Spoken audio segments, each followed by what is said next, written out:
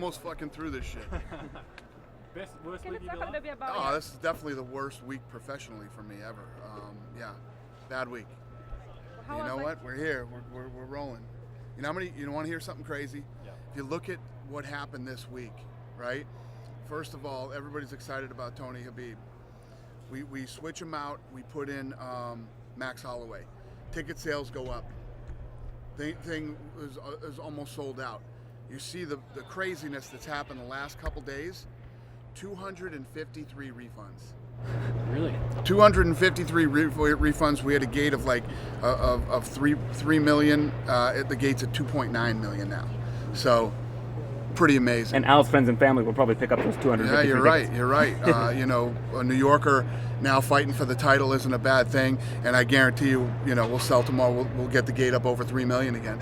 So, I mean, I don't know what other sport or what other combat sport this could be done in.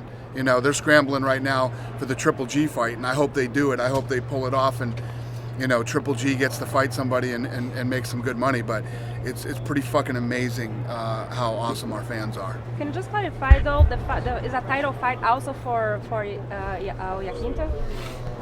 For The title is also for him? Or No, just for no. Khabib? It's the Athletic Commission has an actual regulation that if you are over, the 155.0 limit, it's not for the title. But obviously, if he wins, he's the man. It's we'll figure out, figure out those technicalities after the fight. And what was the situation with Holloway? Why he didn't make weight? What was the situation? Yeah, he got to 160, and apparently the commission didn't like how he looked and didn't want him to continue to cut weight. And if that's the way they feel, it's the way I feel too.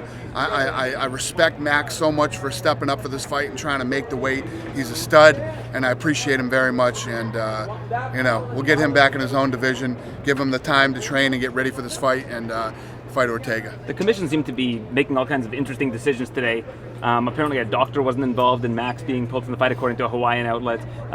The situation with Paul Felder, he wasn't ranked, so they said that he couldn't fight. What's it been like today dealing with the commission and all of that red tape? It's definitely interesting dealing with New York.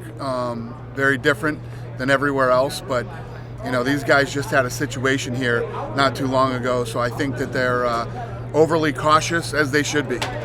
But I can tell you, you know me, if I think something's unright, they've been very fair with us, and they've worked this. Listen, look at all the stuff that's happened. We're still here. We're having an event. The gate's still where it was, and everything's good. So, they're different, and they have their own rules and regs, but they've been great to us. You guys announced the fight between RDA and Colby now for Chicago. Did anything change, like the fact that what happened with Conor McGregor make you change this? What changed was we never announced the fight. We never announced that fight and where it was. And, as the reason we don't announce these things until they're done is because they're never done until they're done. But there was a situation about security in Brazil. People were worried about his security in Brazil, Colby going to Brazil. Yeah, but that we worry about that situation everywhere. It's not just Brazil or other countries. Look at what happened here yesterday. And to be honest with you, a lot more damage and a lot more injuries would have happened if our limited security crew that was there didn't do what they did. Yeah, I mean, you'll see it. The full video comes out today, so you guys will see from beginning to end what happened. What's going to happen with Conor, though, from your point of view?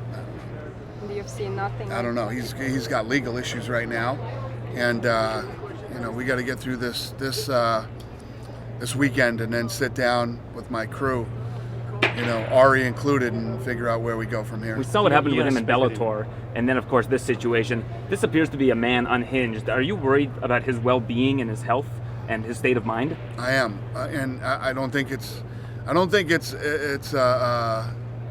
not known. I care about Conor, and this isn't the Conor's always had the reason he's such a huge star. He has this unbelievable personality. He's very cocky and brash and everything else, but this is just over the top. Makes me feel like something's wrong.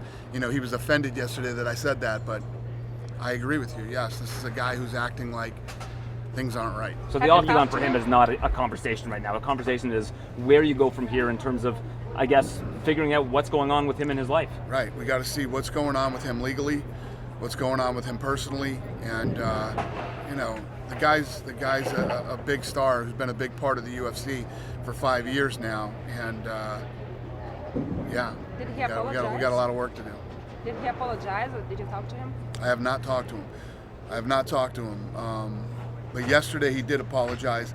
He apologized for, shaking Rose up and hurting Michael Chiesa, and that was before we knew that Ray Borg was hurt too. And Conor's got a lot of things he's got to get through over the next year, I would imagine, and we'll go from there. You mentioned earlier he thought it was justified what he did.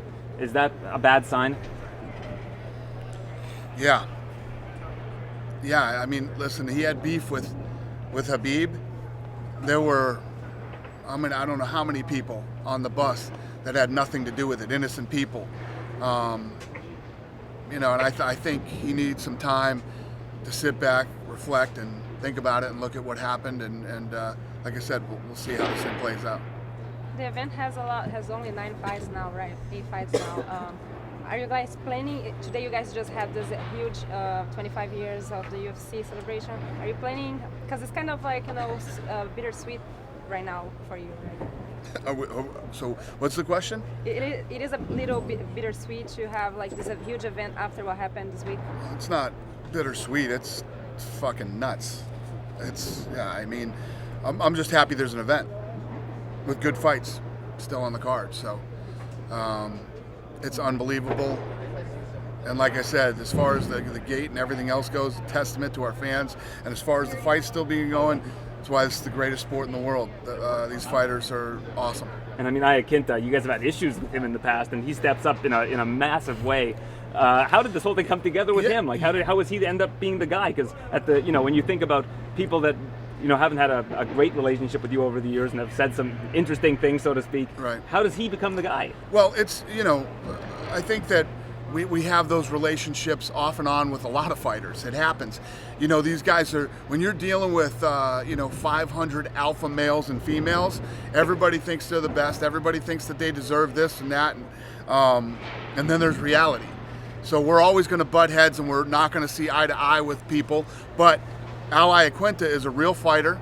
He's got a real record. He's a tough guy, and he jumped at an opportunity. And that's what I love. I love guys. Felder and Iaquinta were freaking out, basically demanding this fight. I love that. You left out Pettis' name. I love that.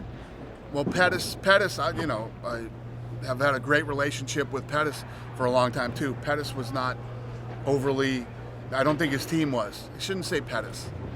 I don't think his team was excited about him taking this opportunity. And you know what happens, you've seen it many times before, when a guy is in a position like this and he has a great opportunity, yet his team is against him on it. The outcome is usually this. Thanks, Dana. Thank you. Appreciate it. Thank you, guys. Okay.